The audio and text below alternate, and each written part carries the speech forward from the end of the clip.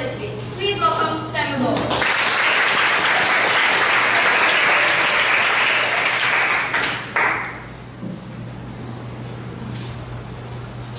We've come a long way since the age of non-contractual, exploitative, master-servant relationships. And we mustn't allow zero-hour contracts to turn back the clock.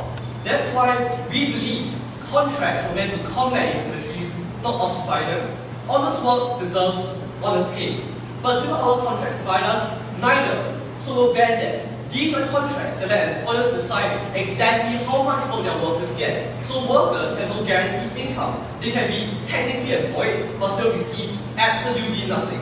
90% of McDonald's workers are 0 hours, yet 40% of them are never ever taught to work. What's our policy? 1. We'll ban 0-hour contracts. 2. Corporations, but not workers, will be punished if these contracts are still offered, with a sliding scale of penalties such as fines or revoking their licenses. 3. Instead, we support full-time contracts, part-time contracts, or even short-term contracts that offer fixed hours and a reliable pay. 4. With a range of measures, we can support companies transitioning from 0-hour contracts to fixed-hour contracts, in the same way we already provide subsidies to small and medium companies. Finally, in the status quo, unemployed individuals will be given unemployment benefits until they find a new job. We have 3 arguments. 1. We protect workers from coercion. 2. We empower workers, and my second speaker will finally discuss engendering wider societal benefits. Let's talk about our first argument, that we protect workers from coercive measures. This argument will tell you that workers cannot meaningfully consent to 0-hour contracts.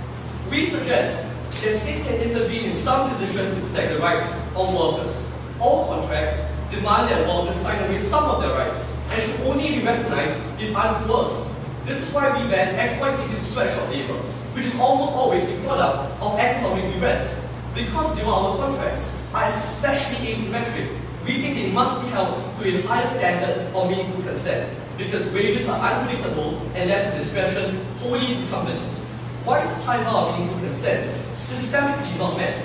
First of all, they sign under severe social economic duress. With rising unemployment around the world, workers who fear receiving no wage are forced to accept 0-hour contracts. 50% of England's youth are unemployed, struggling with student debt, and elderly parents to care for. Can they realistically reject a 0-hour contract when facing unemployment? Before we go any further, yes sir. How are they being exploited if they have the right to say no to that contract, to say no to that job? Realistically, we don't think workers can say no. When you're forced to put food on the table, when you're struggling with tuition debt that eventually takes you an entire decade to pay out, you can't realistically say no when a company calls you to work. So no, they have no consent in this matter. No thank you. Back to our argument. In fact, workers often prefer fixed-hour contracts. They only settle for 0-hour contracts because of opposition's world, there is no other option for them but to settle for these contracts. Many workers fighting for a few jobs are trapped in a race to the bottom, and they reduce their contractual demands to improve job prospects. Second reason, 0-hour contracts, no thank you sir, are predominantly used in monopolistic industries, denying workers a range of options. This is because of low competitive pressures. As such, employers don't have to offer fair terms and fair arrangements to compete for workers. These are industries like tourism, no thank you, where only a few dominant players like Intercontinental and Hilton Global collude over price and employment practices. Because of this, workers don't really have many options when it comes to choosing which company they want to work for. They all collude to offer 0-hour contracts. Social economic duress, no thank you sir, forces people who are the most vulnerable to find a job, and the monopolistic nature of industries means that the only job you can get on their side are 0-hour contracts. As such, 0-hour contracts do not meet the high threshold of meaningful consent. There might be 2 ways workers could possibly protect their rights on opposition side, but 0-hour contracts make both impossible. First of all, opposition might claim that workers can unionize to collectively fight for better working conditions, but workers with inconsistent schedules cannot follow the networks they so desperately need. Secondly, Morocco might say we can retreat to regulations like the minimum wage, but employers simply circumvent them by giving workers less pay and hence less work. Consequently, 0-hour contracts intrinsically preclude meaningful consent. We must ban them. Our second argument is that we empower workers as well. The next to this argument is that banning 0-hour contracts give workers certainty in their lives and a reliable income. Yes, sir. How does this exactly harm the businesses that are hiring these workers, and why is compensation bad for the workers, and why is more options actually harmful for the work? Thank you, sir. There were several claims in that found information. First of all, we don't think there are many options at all when every single company in the market is offering 0-hour contracts. Secondly, if small companies are struggling, we can offer them help. In the same way, companies already provide subsidies to help companies meet the minimum wage. So yes, the economy will not suffer in the short run. All they do is halve the choices of workers who are so desperate and so vulnerable. No thank you. Back to our second argument. The core of this argument are that 0-hour contracts provide no stability because work and pay are decided by the whims and fancies of employers like the UK National Health Service. Why is this bad? There are 3 reasons why this is so harmful. First of all, 0-hour workers have no control over their lives because their contracts are highly unpredictable. The average 0-hour worker in Canada can work from anywhere between 0 to 25 hours a week. It's incredibly distressing to never know when work might come. So if your entire life held hostage by the back and forth of employers, and workers can't even risk saying no. And this answers their previous point of information. Because if they say no a single time, they are afraid of employers never ever calling them back again. That means no food on the table, no income to feed their family. In 2014, close to 1/3 of 0-hour workers received less than 1 day's notice from companies like JD Wetherspoon and Sports Direct. 24-hour McDonald's have called workers at 2 a.m. expecting them to work at an understaffed counter at a 4 a.m. shift on the very same day, with no control or worker cannot seek retraining, schedule night classes, explore other options, find better jobs, or go job hunting. No thank you, sir. Second reason, 0-hour workers have no stable income. If a 0-hour worker is lucky, the average worker at Tesco works 3 hours a week and only earns £18 within that same week. No thank you, sir. With 89% of 0-hour workers struggling to make ends meet, it's impossible to make important, life-changing decisions. They can't rent the house because landlords don't think they should pay up at the end of every month. They can't qualify for health insurance because they have terrible credit, having no stable income. They can't care for their own families because they don't ever know when they'll be home to bring their aging parents to the hospital. Finally, 0-hour contracts inherently preclude employment practices because workers can receive absolutely nothing but still be technically employed. Employers don't have to formally fire a worker with severance pays, but simply stop calling them back for work. This means no payments to help workers put food on the table before finding a new job. Such behavior cannot be regulated away because you can't possibly ascertain if companies have deliberately stopped calling you. Because there are no guarantees for a minimum wage or a minimum hour on their side, there is really no difference between being fired and never being called back again by a company. This makes abuse more likely because companies can do precisely that if workers report abuse. Hence, we don't think people should be allowed to consent to the egregious harms of 0-hour contracts, even if they rationally do so, which we suggest they cannot. On our side, firms are more likely to rehire workers on full contracts than they off because demand remains fixed. In 2012, companies make enough profits to increase wages, but they have no incentive to increase wages on their side. Consequently, because we protect workers and we protect the economy, we are proud to stand on such proposition.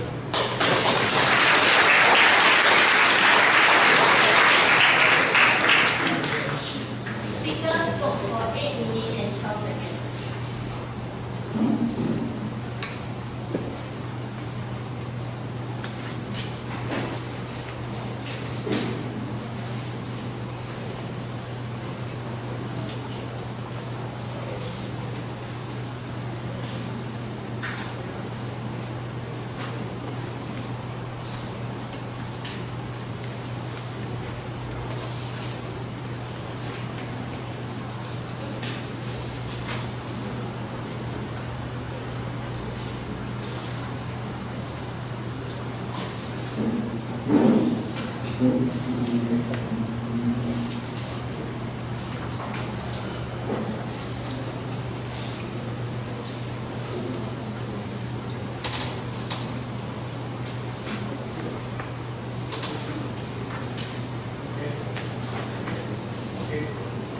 I thank the first proposition speaker for his speech. And now, to open the case for opposition, I call upon Muhammad Razuba.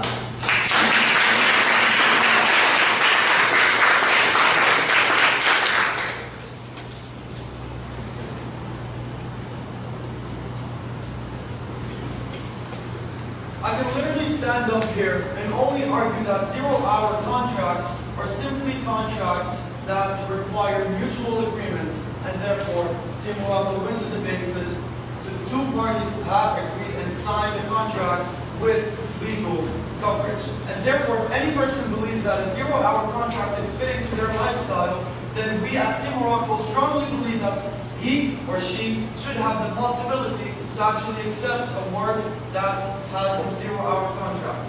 So we stand for possibilities and opportunities. And not only that, Team Morocco strongly believes that zero-hour contracts are fundamental to our today's society and economy, and therefore they're crucially needed.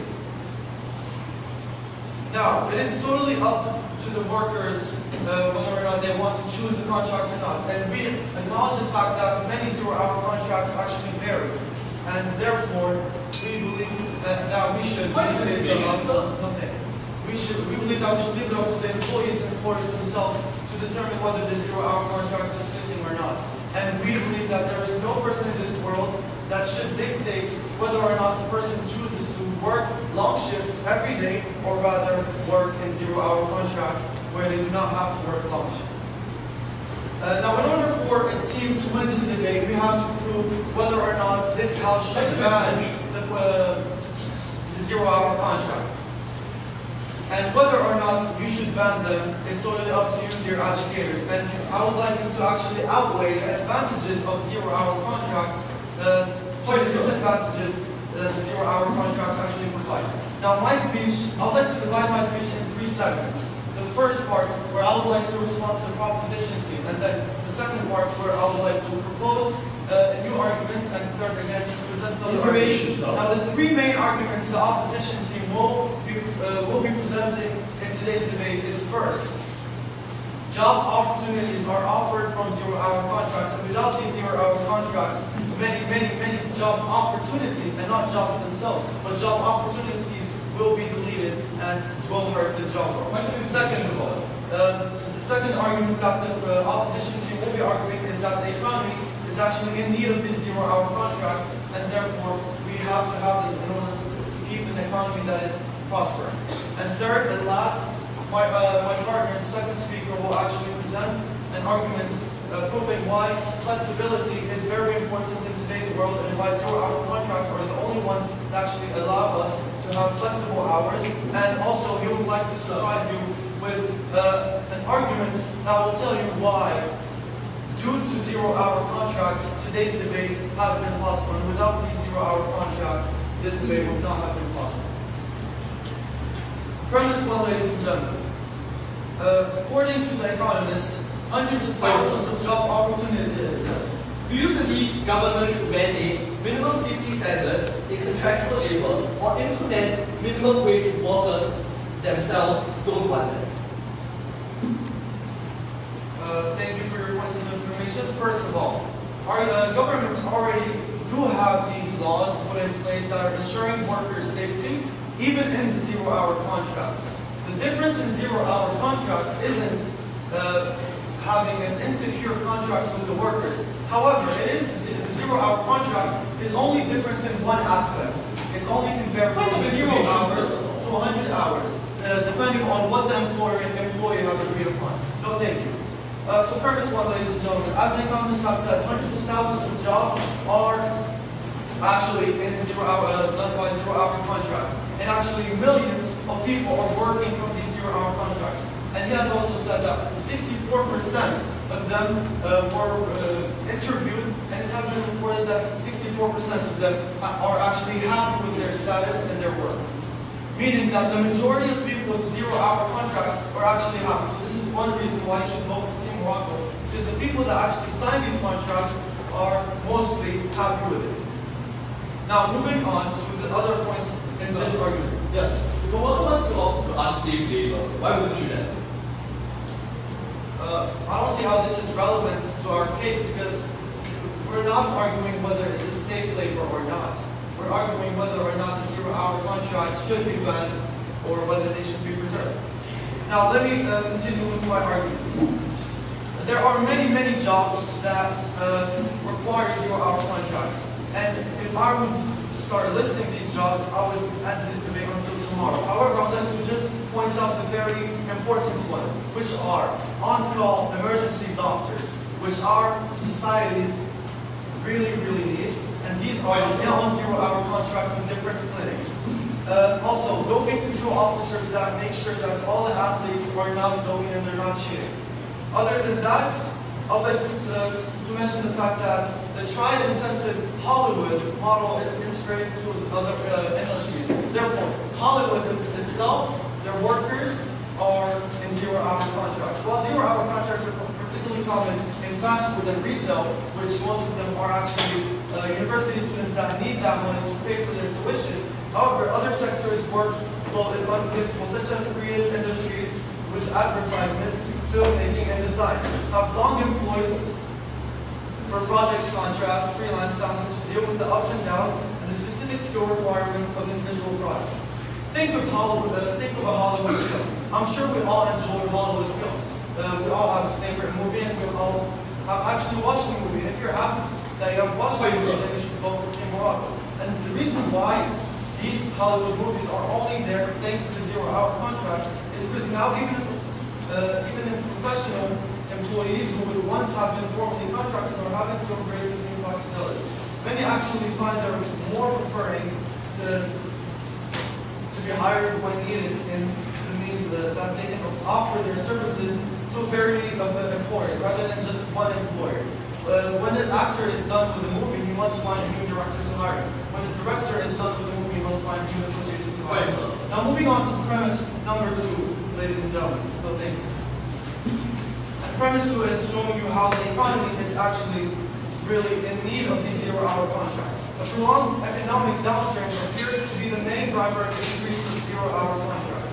With demand and uncertain and the pace of recovery unclear, it appears that many private sector employers have become more reliant on zero-hour contracts due to the global crisis. Manage their businesses through a difficult economic period.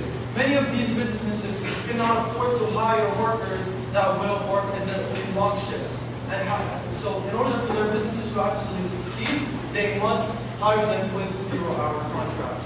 Otherwise, their businesses will absolutely fail, and in return, that will hurt our economy.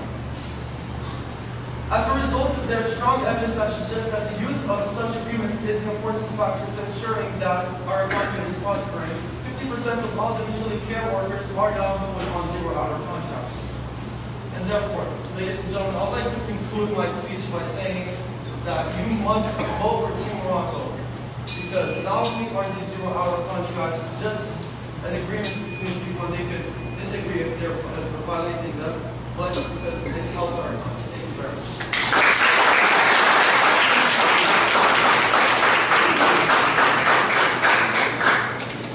Speaker spoke for 8 minutes and 10 seconds.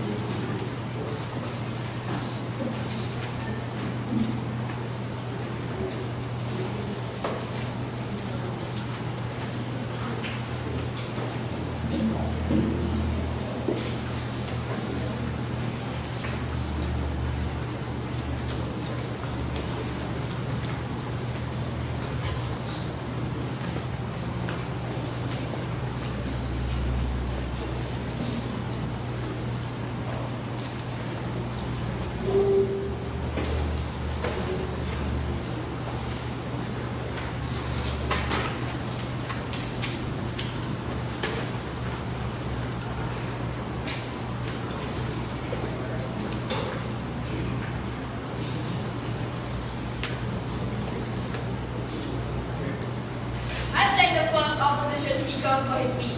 And now to continue the case for the proposition, I call upon Brian Yin.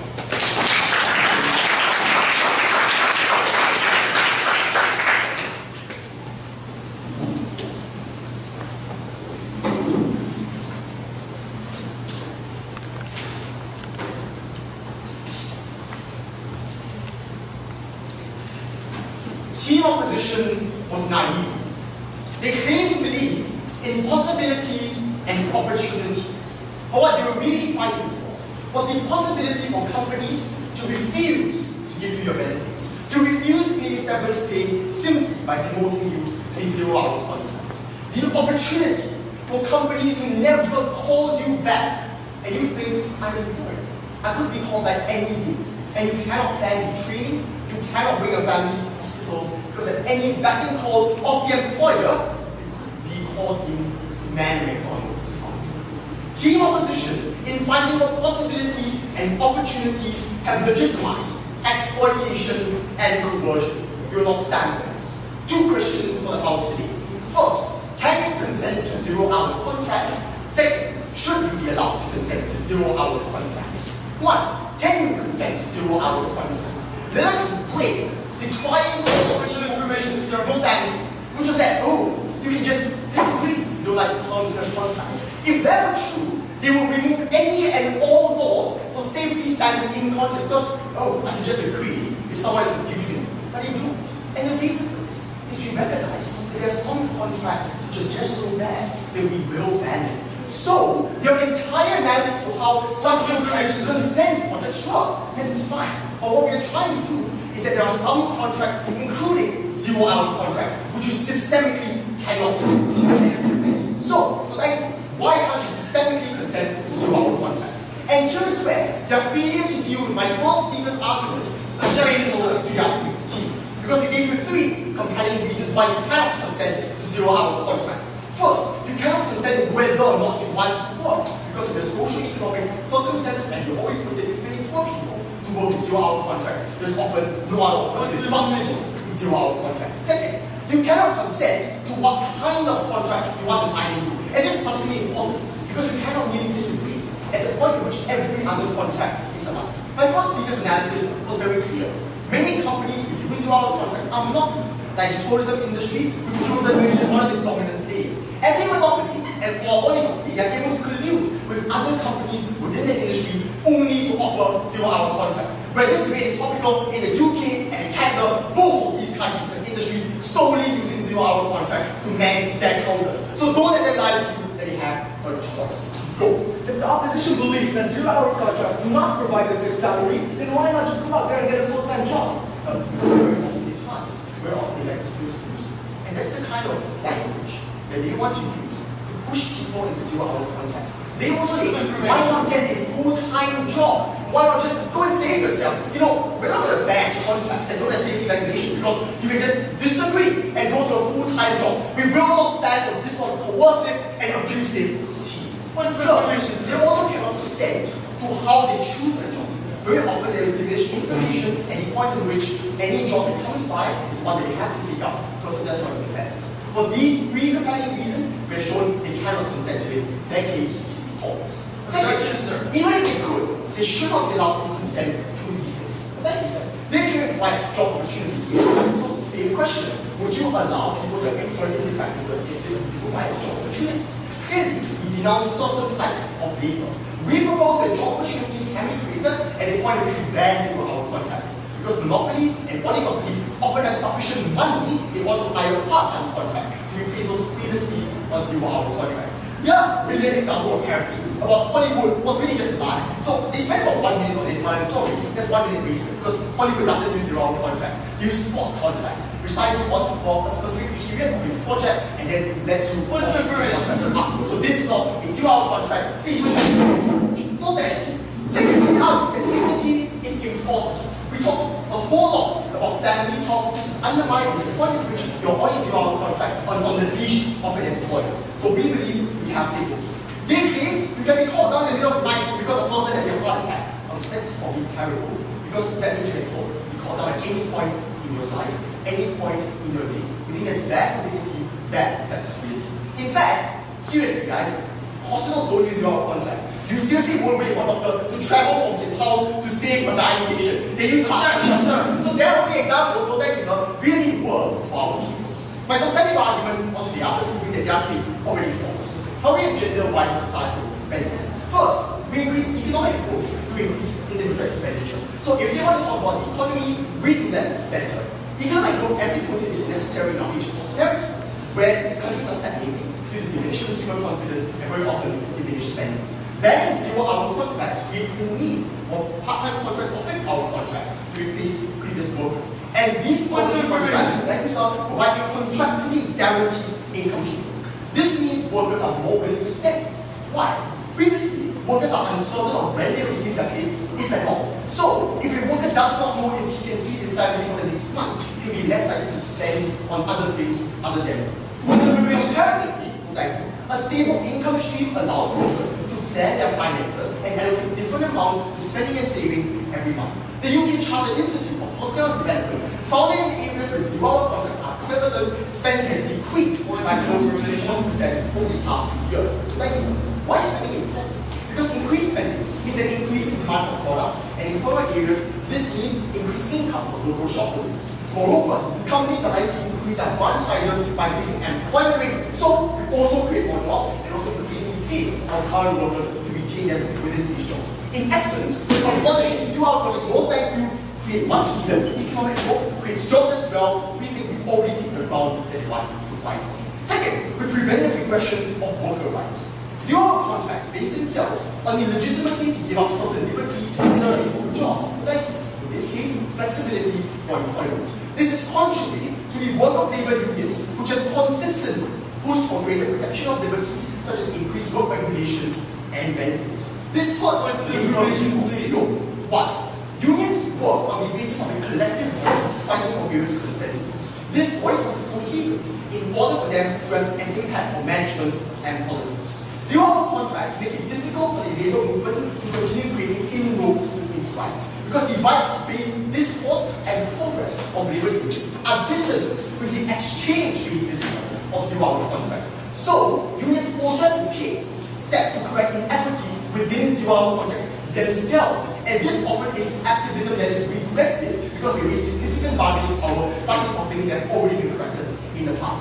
Very good example, the UK's Unite Union lost significant weight after some of their members started joining 0 hour contracts because they had focused their efforts on finding conditions within 0 hour contracts and forego their past pursuits such as increasing average wages and increasing employment rates. So, even if you want to increase employment rates, they harm them as well. Very finally, they hurt the dignity of workers as well. Because at the point in which you can say you can give up your liberties, you just need to disagree. This means they will allow workers, or these companies will tell workers, you can consent to exploitative conditions, you can consent to things below the minimum wage. Very often these workers have no other choice and will often continue and be beholden to these companies and stay in these jobs.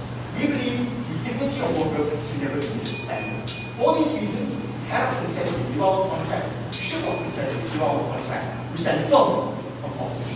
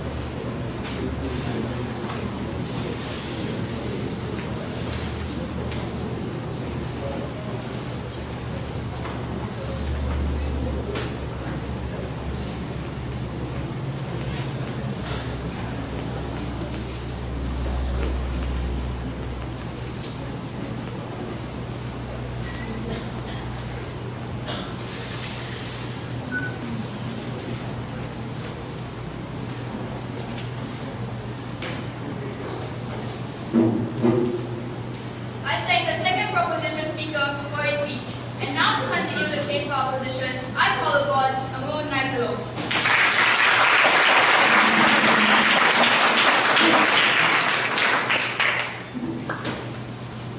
The second proposition speaker came up here and fed you lies and glittering generalities to provide his side with the advantage.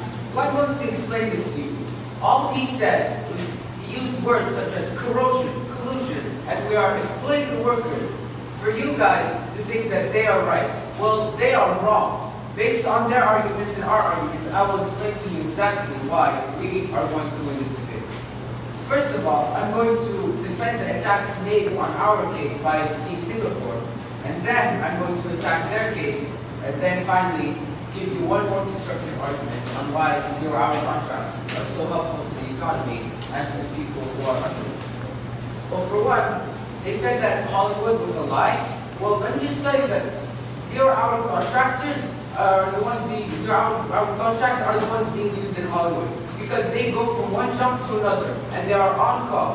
That they get paid for the number of hours they do and how much time they spend. They can either choose to take a percentage of the movie production, the revenue of the movie, or being paid by an hour. That is a zero-hour contract. Hollywood already given zero-hour contracts.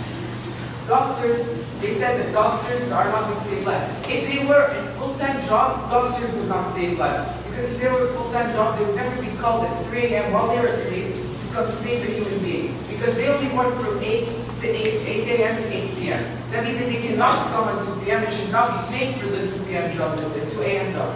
That means that they are going to be killing people because the doctors are not on call and are not being under zero-hour contracts.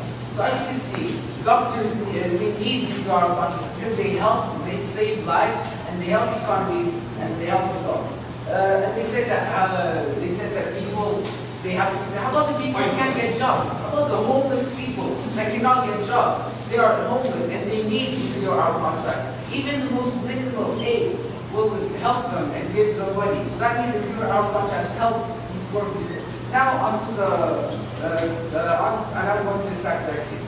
For the first argument was that workers, they have to be sent to zero-hour contracts. Well, first of all, in this argument, they assume that zero-hour contracts are bad. They are not bad, ladies and gentlemen. 65% of UK workers on a zero-hour contract were completely satisfied with their job, compared to 58% who were on normal jobs. A normal contract job, only 58% are satisfied with their work-life balance, while 65% are satisfied with their work-life balance on the zero-hour contract. Zero-hour, yes. And one call doctor is paid for the periods of standby. A zero-hour worker can stand by and receive no pay at all. Why should a homeless man go without money for months on end and no food? Well, if that is the only job he can find, then I expect he will go get that money. Because even if it is just a zero-hour contract, he can work. Furthermore, some people don't have the time to go into full-time jobs. A student, for example, who is working, who is studying full-time, cannot go into a zero-hour contract job. Because he is studying all the time, so he can only do these small jobs to get the money to help pay for his tuition.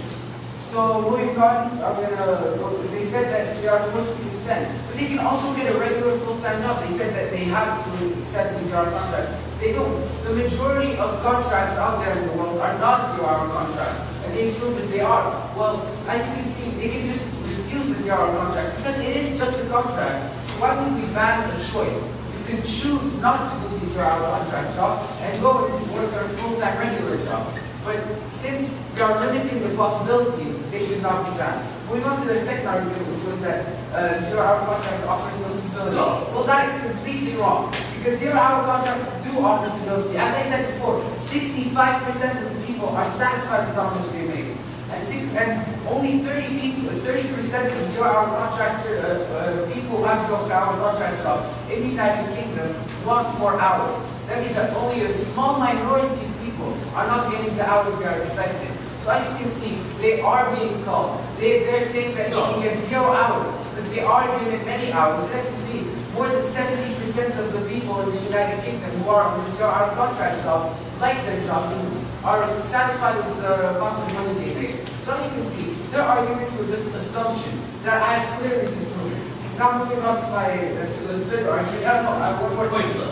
They said that with full-time job they can get stability. But who says that if you work 40 hours per week, you'll be stable? There are many jobs who pay the minimum wage and they can't live on that. While zero-hour contract job, you can work on a zero-hour contract job and work on another part-time job, so you can make the most money you can. So as you can see, they are very helpful to the economy, very helpful to the people. Now I'd like to add one more argument, which is flexible hours. The greatest inventions were created because somebody has free time. All these great inventions, such as Facebook or Apple, were done because people had free time. And that's exactly what zero-hour contract jobs do. They give you a lot of free time. An example of this is the students. So students, they give you many hours free that you can do to build something creative or do something to enhance your community. This is why our third argument is that zero-hour contract jobs should not be banned because they bring flexible hours and people with more free time on their hands.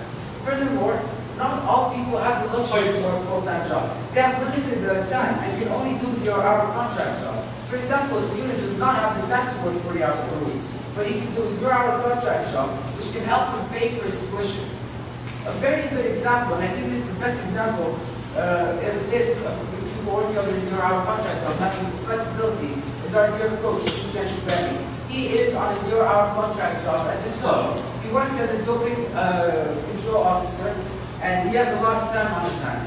He has always loved debates, and his dream was to come make a national debate team in Morocco, in his home country.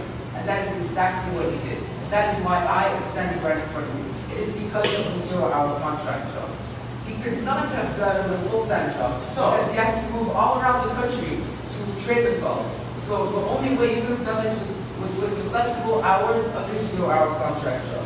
So, audience, judges, fellow debaters, I'm sure you are all enjoying this debate as much as I am. And this could not have been possible if it wasn't for the flexibility and the free time given by zero-hour contract jobs. So as you can see, zero-hour contract jobs are amazing to society, and that's why we, as Team Morocco, uphold them and support them. Finally, the flexible hours can also help the company rise up. In a fast-moving economy, flexibility can give competitive advantage, ensure survival, and increase success. Companies are looking to build suppleness into their structure, so they are very quick to manage changes that happen by matching resources to demand. Trade unions may not like them, but employees seem to love them. According to a recent survey conducted by CIPD, more than half the employees were satisfied. They liked the flexibility and the free time they enjoyed. And so, to conclude, as you can see, I have shown you that the lies that they have fed you are just that, lies. We have provided facts and strong evidence and proof that zero-hour contract jobs help our whole society. They help our whole world to come up. They help companies, they help everyone. So please, if you believe that zero-hour contract jobs are amazing, please vote for Team Morocco.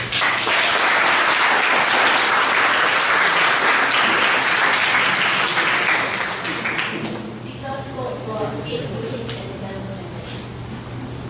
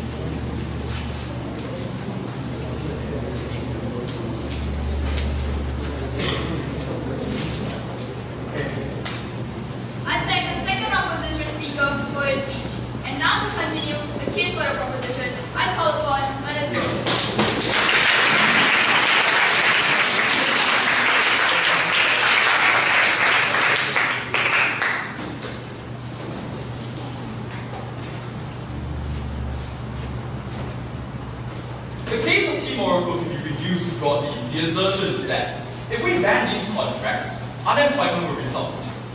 The harms to workers in the economy of unemployment are necessarily worse than that of zero-hour work. So if we break those assertions, that case false. Those will therefore be my two questions about the first. One, will this ban necessarily increase unemployment, or in fact, reduce it? Second, is unemployment always necessarily worse than zero-hour work, even if it exists? One, will this ban increase unemployment? The response to almost every single argument we gave you about the structural exploitative nature of this work was, alright, but the alternative is unemployment, so it's better to get a job. Here are 3 reasons why they will not be unemployed, and in fact, why 0 hours reduce employment prospects, unlike what they claim. 1, because employers have every reason to absorb the cost of upgrading them to fixed-hour contracts. From the beginning of this debate, we told you that where this debate is topical, and the industries that use these contracts most are monopolists that have every ability to absorb the cost of this upgrade. In fact, we told you that even if we believe that this spurious and dishonest example is no thank you, Hollywood pays $1 billion to Steven Spielberg. I submit that they can pay $2,000 more to a technician. McDonald's is an international global company with billions upon billions of dollars. Again, I submit that Point of information. no thank you. You can weigh it up. If Hollywood doesn't produce a movie because it sacked all its technicians, it loses a few $1 billion in revenue. I think it's more likely that it will upgrade him and keep him and pay that extra $2,000. So on these basis, and even on their example, it's very clear that corporations have every incentive and ability to absorb that.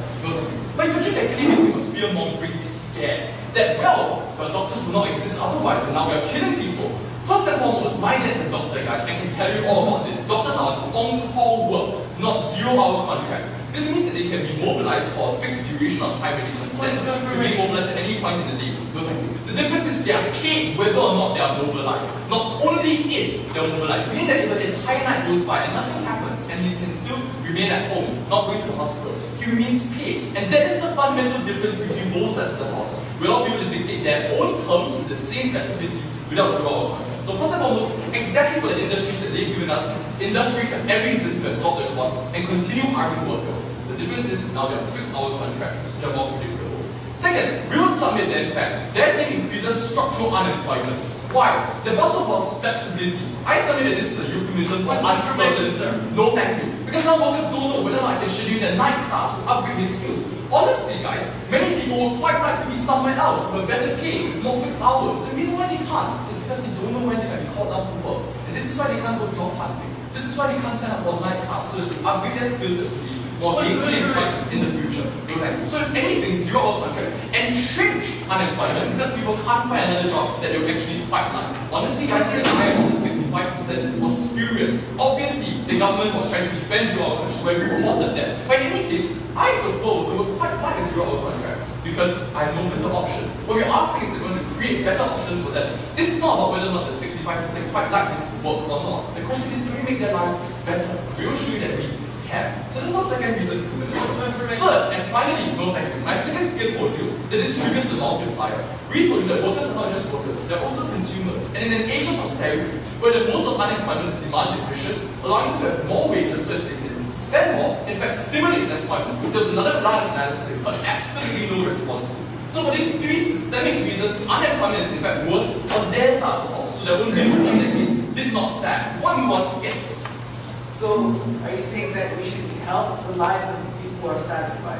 So you believe that if a person is satisfied, we should help them. Don't you think that there are other issues to be addressed? We are saying that we don't think they're satisfied. We are lying with that statistic. That's our response to you. So, we suggested that the more relevant comparative is not that they will be unemployed on our side of the house. This is a comparison between fixed-hour contracts on our side of the house and 0-hour contracts on theirs. Why is this a good thing? For the systemic reasons we gave you right from our first speaker. That this means predictable schedules. This means income streams that they can prove to their rent owners and their landlords that they deserve a house because their wages not fluctuate, meaning that they will be vetted every month. These are tremendous benefits that we do not want to deny for. Honestly, I find it spurious that people who get evicted out of their houses, who can't prove to landlords they can afford the rent, are satisfied with this job. So this is just entirely a lie. So first and foremost, unemployment is worse on their side, not ours. Second, even if unemployment results, is it always worse than 0-hour work? And the first thing we will note here is they agree with us. We asked them, use them for mandatory minimum safety standards, and they said, yes we do. 0-hour work isn't really that different. We stand for all the same things too. Hold on. Suppose the man in poverty wants to work without a harness in in mining because he thinks this will increase his chances of employment. Now the employer sees him and thinks that, well, it's cheap, I better buy a harness. There's that will ban him from doing so. Why? Because there are some things that are worse than unemployment. That thing is exploitation. So when they tell us that people like it, they don't. They're coerced into this answer. We refuse to believe that. So when they tell us that, well, it's also good in the second biggest constructive argument, because it means that people who don't have the luxury of a full-time job have flexibility. My question is, why is this a dichotomy between full-time jobs and zero-hour work? There's this part-time jobs, short-term contracts. The difference is people determine what their flexibility is. These are not terms dictated by an employer who has no interest in their ability to be creative or their endeavors. Our response is the exact same minimum work hours to balance out of job priorities can be struck outside the house. The only difference is people determine how this balance is struck in the first place. So none of the arguments. I'm going to pretend on our worst case scenario that unemployment results from outside the house. And I'll give you a number of reasons why, even in that case, unemployment is still preferable to zero-hour exploitation. The first thing I'll point out is this is a false dichotomy. Most times, people on zero-hour work are in fact unemployed, just appear to have books. Why? Because my first speaker told you that many people in McDonald's especially just tend to have the books, but they are never called down. So they receive no wage either, but they just think they're going to be. Why is this the case? Because they tell us that employers in the second skills constructive argument like to be supple. You know what suppleness means? It means overhiring workers and underusing them because there's absolutely no cost. They can just decide that on the off chance they decide to meet it in a peak period, then I'll call it out. For the rest of the year, the other 11 months, I'll never ever use it. You know what the difference is? Given that both are unemployed to an extent, the difference is this worker holds out the hope that he's eventually called down to work. So he doesn't know about the training classes. He doesn't have to qualify for unemployment benefits because technically speaking he's employed. So in both these cases, if neither person receives a wage on either side of the house, the difference is you can go for free training. You can identify him with government subsidies and help him through. That's our response. So first and foremost, this is a false dichotomy. Second, because zero-hour labor is structurally exploitative. Why? Because every time a worker decides whether to report an employer for his abuse, he's doing a dilemma because he risks being sacked in revenge. This is ordinarily fine because when you sack someone as an employer, you pay the severance fee. But severance fees are myth in zero-hour work because no employer is going to be so stupid as to say, I sacked him. He will just say, I didn't need him this month, I'll pay him another time. And that's why you continue keeping him there, technically employed, and never ever pay that severance wage. So people in government police want to sympathize with them, have no way of wrapping up their employers, even if they delay him. Even if they deny them the safety standards that both sides agree are important, because they have no better alternative in the absence of these safety standards. Finally, we told you, even short-term unemployment might mean long-term employment because it means certainty or schedule. It means being able to go for night classes, as we told you about. So we would trade a short period of unemployment if this means gainful employment for the rest of your life. And we would definitely accept that cost. If a few months of unemployment, given that we can still help people with our welfare subsidies, the price we have to pay for the rest of his life being employed, that's definitely something we are fine with. So for these few reasons, we will submit that unemployment is not necessarily worse than exploitation as well. It's exactly what zero-hour work is. For both these reasons, because output improves employment, and because unemployment isn't necessarily worse than exploitation. I'm so proud to stand in my position.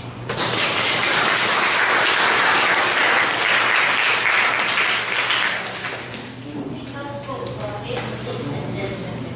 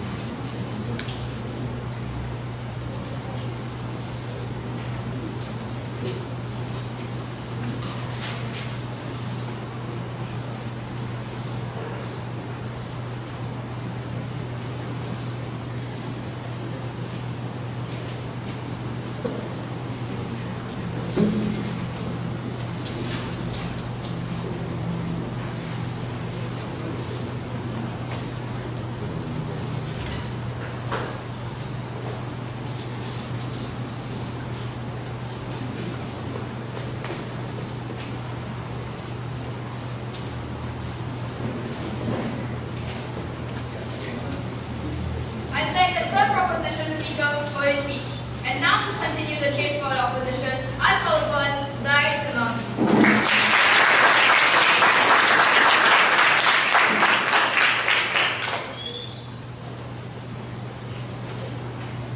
Ladies and gentlemen, I stand here today telling you that Team Singapore heavily misled and manipulated this debate. How? Well, first of all, they claim that they can make these people's lives better by taking away zero-hour contracts, but they never said how. Second of all, they also said that there is no guarantee of income. Yet we clearly said that there are possible opportunities and that they can go for a full-time job. This is basic math, ladies and gentlemen.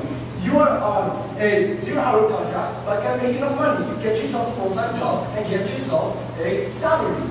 If you want more money, you get a zero-hour contract. This is what we stand here today, ladies and gentlemen, to tell you that zero-hour contracts do not limit you, ladies and gentlemen. They give you opportunities. They give you an opportunity where, for example, I make $2,000 a month. I go for a zero-hour contract. That month I can make $3,000, $4,000, $5,000. So this is an opportunity right there, and this supports our first premises. Ladies and gentlemen, they heavily use the United Kingdom as an example. Well, I'd like to tell you, I'd like to tell you, ladies and gentlemen, that according to the National Office of Statistics in the United Kingdom, there's a 65% satisfaction rate. That is a clear majority. Well, thank you. They also said that they have to accept these zero-hour contracts. Well, no, they don't. Because this is a contract, and a contract means a mutual agreement. And whatever they call it, they lost half the time, they can say that, no, sorry, I can't come in today, I don't have the time. Another thing they heavily focused on is that there is no control. Well, of course there is control. There is total control, as both parties can call upon the job and both parties can deny the job. Yes. Do you seriously believe that all zero-hour workers do not have preferred higher wages, schedules determined on level terms, and a smaller chance of exploitation? Thank you. Well, yes. If they do want more salaries, higher salary and more money, we're saying they can get out that zero-hour contract and go for a full-time job that pays higher, or they can do both. So this is what Team Morocco stands here today and strongly agrees with. We'd also like to say that they also heavily use the idea of doctors. Well, I have some, ladies and gentlemen, that in developed countries, doctors are on zero-hour contracts and work in agrees for hospitals and get paid for the hours they work in and the surgeries they perform. Now I would like to go on and summarize our arguments. We built this debate and these arguments on three premises. First, job opportunity. Second, economy. Third, flexibility. This zero-hour contracts creates job opportunities by having a job on a basis in which the employer decides to employ you, and job opportunities to employ this complete as zero-hour contract. We're getting rid of nearly 1 million jobs, and nearly 1 million people in this world are on zero-hour contracts. No, thank you. Our second premise, which was the economy. Well, this helps the economy because businesses are now dependent on zero-hour contracts because they can't afford to pay full-time employees. And employees get more money from different employers. They can have 2 to 3, or even 4, as many zero-hour contracts as they want. Once again, not limiting their capabilities. Our third premise, ladies and gentlemen, is flexibility. Well, zero-hour contracts are not just useful for workers that want a lot of money. No, thank you. They're used for students who sometimes have tests, sometimes have exams, and cannot stay on the full-time job. But they get a zero-hour contract to help them with accommodations, to help them with tuition, and with life expenses. What about parents, full-time moms, where they can get a full-time job, what if their son gets sick, what if their daughter gets sick? So what do? They get a zero-hour contract. Nurses in hospitals are multiple zero-hour contracts. If a hospital suddenly becomes overcrowded, there are a lot of people, they call nurses on zero-hour contracts. We don't say that they help. Yes. You claim that workers are so empowered as to be able to say no to anyone. So you want emergency services doctors who are 3 to 4 hours in this might say no. Can you rephrase your point of view? If workers are so empowered, why would hospitals want doctors who might at short notice decline the work and leave half patients down? Well, what if these doctors do not only have one doctor on the zero-hour contract, they may have 3 to 4, even 5 doctors. And if one says no, they will call another one and another one. And I can guarantee you that one of them will be there, and one of them will be there to help. I would like to conclude my speech by saying that we, Team Morocco, strongly believe that zero-hour contracts should not be banned because they create a lot of opportunities to the employer and to the employee. They create flexibility to both the employer and the employee, and they help our economy. Yes. When you see doctors can be called by another one and another one, don't you admit that companies will overhire workers and therefore not provide most of them any work at all? Once again, what Team Singapore is focusing on is the fact that these people will not get jobs. Please understand that only 30% of the people on zero-hour contracts want more hours. 70%, which is a very great majority, are satisfied with the hours they have. So please, Team Singapore, do realize that 70%, a great majority, do want do like zero-hour contracts. I would like to urge you all to understand that if you enjoy this debate, unlike this debate today, it was only possible with the fact that our coach and founder of the team quit his job and founded the national debate team, which made us here today. Yes. 70% of zero-hour workers are not satisfied. 70% of zero-hour workers are too afraid to say they aren't earning enough because on your side, companies can fire them without any pay. This point is highly irrelevant as this is a survey made by the Office of International Statistics. Thank you. I would like to also say that your main argument was that and you're still focusing on is that people are not getting enough hours. You're coming to it again and again and again. Ladies and gentlemen, I would like to remind you, and I would like to address this point of information by saying 30% of people are not satisfied with your contracts. No, thank you. 70% of people are. We focus on this great majority, and we would like to tell you the 30% of people that they can take another 0-hour contract and go on a full-time job. Thank you.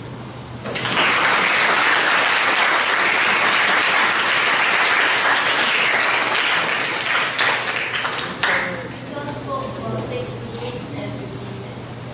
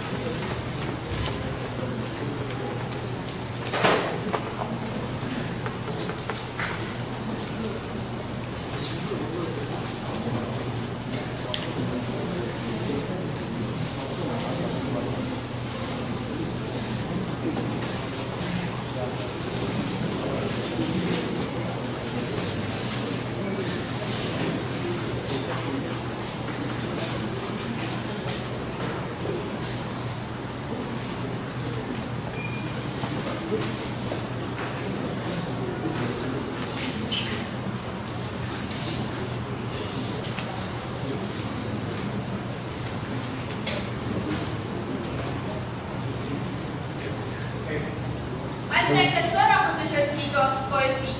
We will now move on to the team's 4-minute concluding reply speeches. The opposition will deliver the reply speech first. There are no points of information during reply speeches. After 3 minutes, the timekeeper will signal once to let the speaker know that they have 1 minute left. After 4 minutes, the timekeeper will signal twice. To deliver the opposition's reply speech, I call upon Muhammad Zuba.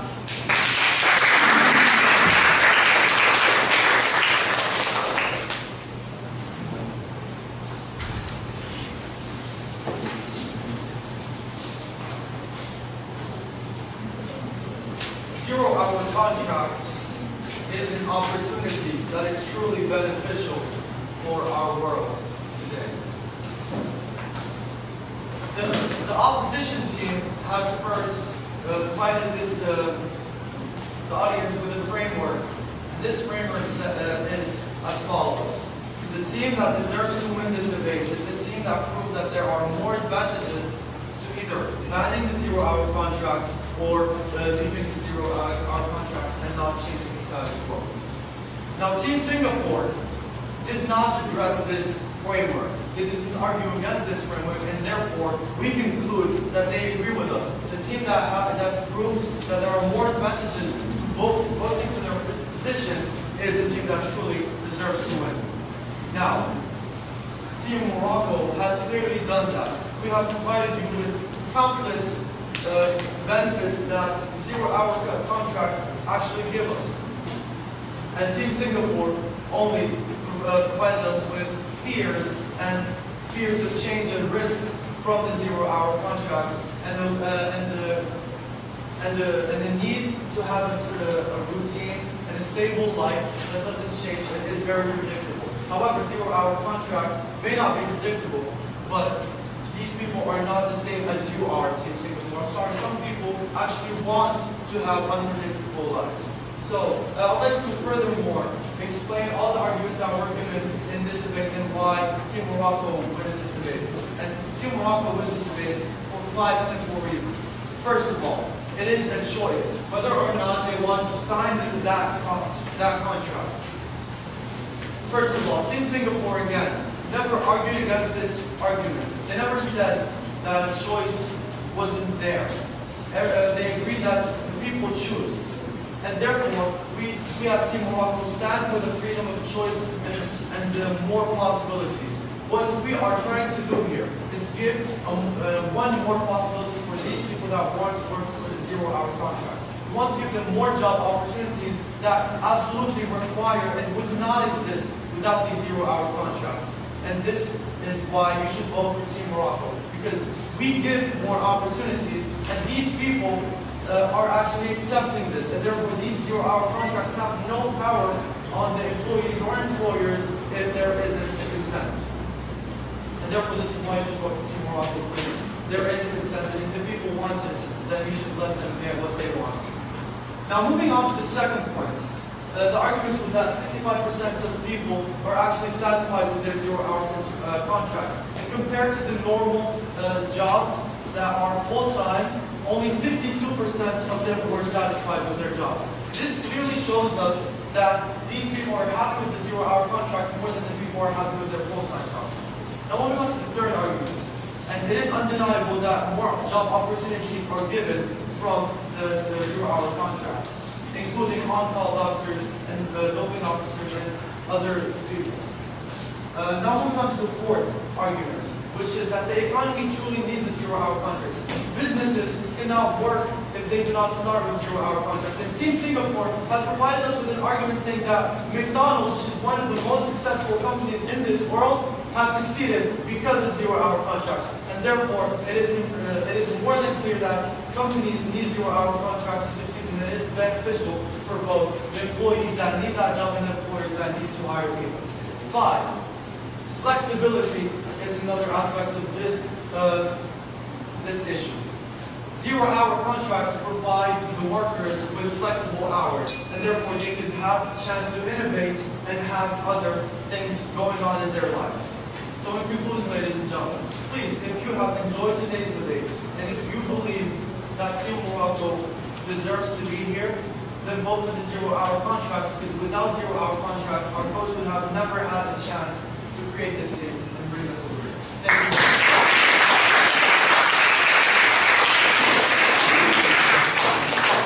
Speakers hold for 4 minutes and 3 seconds.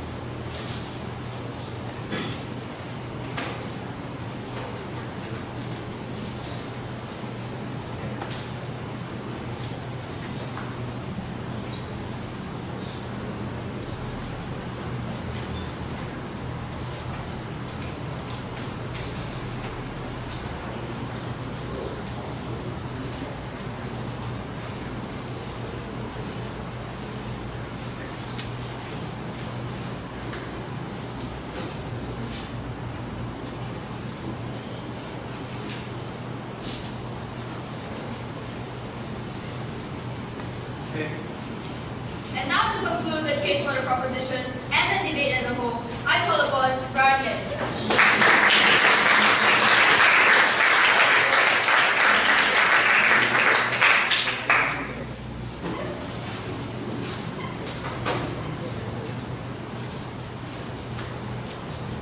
2008, all eyes were focused on the financial crisis. Many major newspapers talking about negotiations on the job.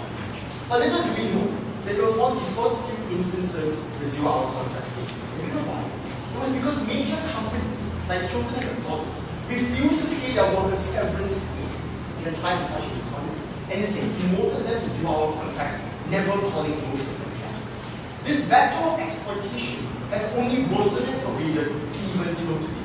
The unresponsive world team opposition will continue standing for this. Let's look at the world they created. The world team opposition was one where they claimed states should not dictate anything. The world claimed before speaker, except work regulations, minimum wage, and safety regulations, on and on. A little bit inconsistent there. The world say doctors are called in whenever a patient has a heart attack, but the doctor can say, oh, my son has a cold, so I don't want to save that patient today. And their only crying call was, they call another one. This one rejects, they call another one, and another one, and another one. And with it, eventually, the companies overhire and never provide most of them any work. An inconsistent trade that came first. They say people will have free time. Yeah, and when you're thinking, you may be called out at any moment, even in the middle of your sleep, to work at a McDonald's counter at 4 a.m. Compare this to the part-time contracts, which team opposition supported, which allowed you to plan and schedule around these part-time contracts and still get a fixed job if you do want to. Team opposition was naive and uncomparative. Eventually, you can say, you can go for another job. You can go for a fixed-hour contract. If you really think zero-hour contracts are that bad. And the point in which monopolies have caused zero-hour contracts to prevail. They seriously think people have any other option, and if their first speaker already says, oh, these people have no other choice, they want zero-hour contract. At best, they are inconsistent. At worst, they are exploitative and coercive. And I love this. They say unions may not like this, but companies do. Ladies and gentlemen, unions protect you from the exploitation of companies. Signing with a policy that unions don't like but companies do is probably the worst thing to do for your team. Eventually, that case reduced all the way until one single statistic. The 65% of people who are satisfied. Really, if you can reduce your case to one statistic, you have lost the debate. But more seriously, David Cameron built this entire political campaign by avoiding zero-hour contracts and their heart. You seriously think a survey conducted by a company which the political party funds is really going to say zero-hour contracts are bad? You've got to be kidding me, ladies and gentlemen. That case was reductive, uncomparative, and exploitative. We lost that case. In the world of the proposition, we were far more realistic. We realized that many monopolies today are using zero-hour contracts, and very often they are able to pay for fixed-hour contracts, but after conclusion, choose collectively to offer zero-hour contracts. In doing so, they in fact reduce opportunities for workers. We want to change this. We want to remove the disempowerment of job seeking, dignity, and liberty to zero-hour contracts. We want to ensure consent on whether they work, what contract they work in, and how to choose to work. Systemic reasons why zero-hour contracts cannot fulfill this barrier, never respond. We want to create fixed-hour contracts provided by monopolies who are fully able to afford this to ensure people are protected and people have their liberties. We get union protection because people are able to unionize. We do not undermine the world of unions. We give people permanent contracts, a permanent floor of income to ensure there is increased expenditure. So even in the long term, we create better economic growth and more jobs. This debate was very clear. Where a team was clearly inconsistent, clearly exploitative. We had a team who clearly fought for consent and fought for protection. And for all these reasons, we believe that honest work deserves honest pay and zero-hour contract, but neither we stand firm in team opposition.